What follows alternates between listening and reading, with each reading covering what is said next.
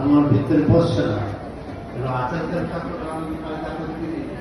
আমাকে এই রাস্তায় চলে আসে চেষ্টা করতে হচ্ছে। তেণু যে যদি চালিবে দেখবে যে আপনাকে আনন্দ পাইবে এবং অনেক কিছু সংগঠিত অনেক কিছু গড়ি উঠিব আপনার জীবନରେ অন্যর জীবନରେ। ଆଉ ଯୋଗଚାର ନିଷ୍ପତ୍ତି ସଦାଚାର ଏଇ ଯୋଉ କଥା ବାସ୍ତବରେ ଆମେ ପାଳନ କରୁଛେ। ଆମେ ଇଷ୍ଟଭୂତି ମାନେ 10 ପଇସା, ଆଉ 10 ପଇସା ଏଠି ସରିଗଲା। ଆଉ ଗୋଟେ ସପ୍ତାହ ଶିଶି ରଖିବେ ଯେ ପଇସା କଲାବେଳେ ପାଣି ନେବେ।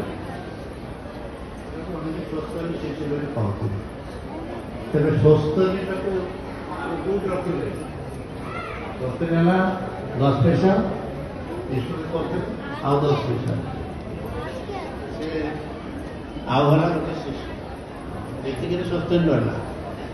ସ୍ୱସ୍ଥତା ଯେ ପଞ୍ଚନୀତି, ସେ ପଞ୍ଚନୀତି ଆମର ମନେ ନାହିଁ କି ସେ ପଞ୍ଚନୀତି ଭିତରେ ଆମେ ପଶିନୁ କି ସେ ପଞ୍ଚନୀତି ପାଳନ କରୁ। ଆମେ ପାଳନ করতে